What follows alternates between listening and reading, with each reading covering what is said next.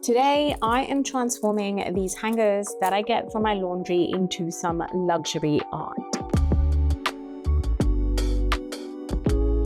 If you've been following my balcony makeover, you've seen me transform this table. You've seen me make some gorgeous hangy things up there using stained resin technique. And today I am tackling that planter. I think this is the last bit that I need to do, and then we just accessorize. So that is in desperate need of an upgrade. And today we are tackling that, and that's where the hangers come in. We'll see if it works. So because we are addressing a planter, it probably needs, an actual plant in there. But instead of putting in a real one that I would inevitably forget to water and accidentally kill, we are making some resin versions instead. And don't worry, I'm not about to individually sculpt leaves or anything. We're just keeping it nice and simple and abstract. Like, the goal here is simply to create some sort of like resin makes that are giving plant without being a complete nightmare to make. So these cheap little hangers are perfect because all I'm doing is shaping them into sort of like long leafy forms, if you will. Like, think of like snake plant or aloe vera or some kind of foliage that exists somewhere in nature. Like, listen, I'm an artist, I'm not a botanist, but these will do. They'll do. Nature isn't perfectly symmetrical anyway, so I'm not worrying about making these individually like identical or perfect. I'm just like mixing it up, some taller ones, some curvy ones, some shorter ones, and hopefully they end up not looking like hangers at the end of this, hopefully. Next, we need a bit of color. I want these to have like a nice outline. So I spray painted one side black and then immediately ran out of black spray paint. Classic. So rather than making a trip to the shop, I did the reasonable thing that any crafter would do, which was basically just to change the plan. So we are going with silver because I have enough silver spray paint. I'm not gonna lie, this was a very a rough paint job, and there's definitely a few areas that I'm gonna have to touch up later, but I'm just choosing trust the process and move on. I feel like future me can handle that problem. Now, once this is dry, it is time to create the stained glass effect without any soldering, without anything. So I'm just using some resin tape from Let's Resin and basically just placing it down on each of these because we're just gonna fill it with some UV resin. Now, with the tape, if you've been working with making resin jewelry, you know how important good tape is, and this one usually never lets me down. So once that's done, it's finally time for some resin. I'm using Let's Resin UV resin for this, who are also the kind sponsors of today's video. So thank you, Let's Resin. One thing I really like about this resin is how nicely it flows. It's the right consistency and it doesn't seem to trap a ton of bubbles, which is a good win. And after I managed about 2 leaves outside, because I thought, why bother with UV resin where I could just do these outside and have it cure in the sunshine? I did have to move back in because wind had other plans and my tape started blowing everywhere. So we moved back in and I finished the rest of these inside.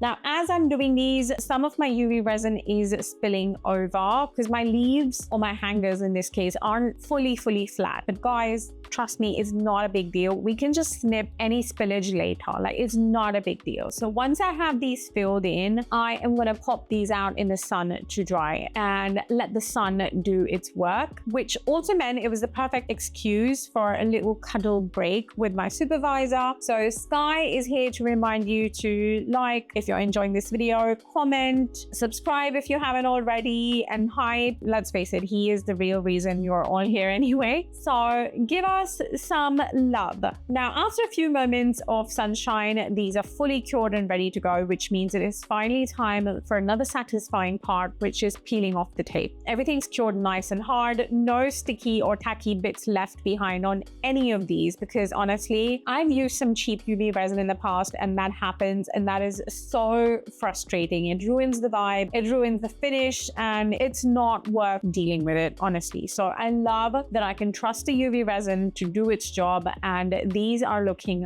perfect. Now, time to clean up our little spillages around the edges, and if you've got some really thin overflows, you can just usually snap them right off. If they're being a little bit stubborn, you can just gently heat them to soften them enough so they'll peel away nicely. For me, I just took the lazy route, grabbed my Hozo NeoBlade, and it just made trimming all the edges super quick and gave me a cleaner finish. Whichever method you use, don't stress while you're making these if there's spillage, because like I said, the cleanup's really easy. Now, at this point, my questionable spray paint job was definitely showing itself. So I decided to grab a chrome marker, went around all the edges, so just to sort of make them look a little bit more finished and just tidy everything up. I think our resin foliage is finally ready. However, the planter they need to go in isn't. First things first, I need to get these kebab skewers out of the planter.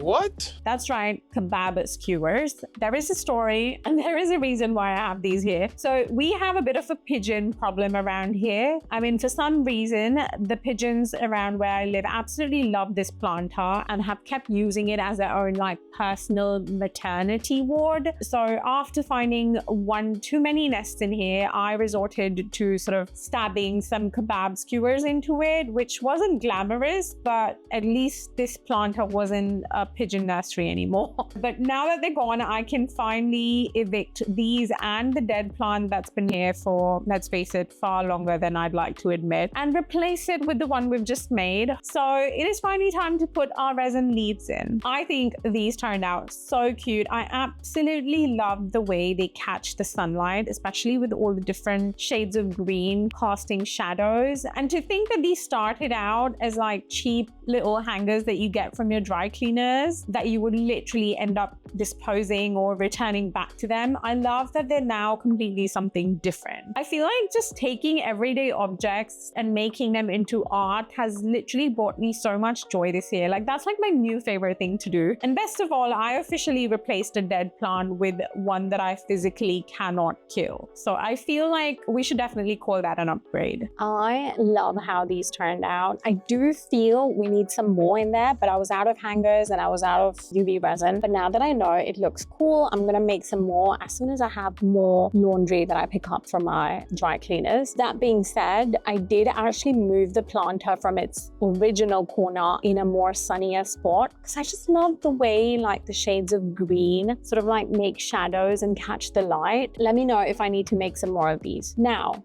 going back to that corner, I feel like we need to add something there because it feels empty, something tall I'm thinking. So if you've got any ideas, let me know. Also, did end up ordering some more bits, mainly like some solar lights for vibes around here. So after I'm done talking, don't go anywhere because I'm going to show you what the vibe looks like. I hope you enjoyed this video. I shall see you in the next one. Bye.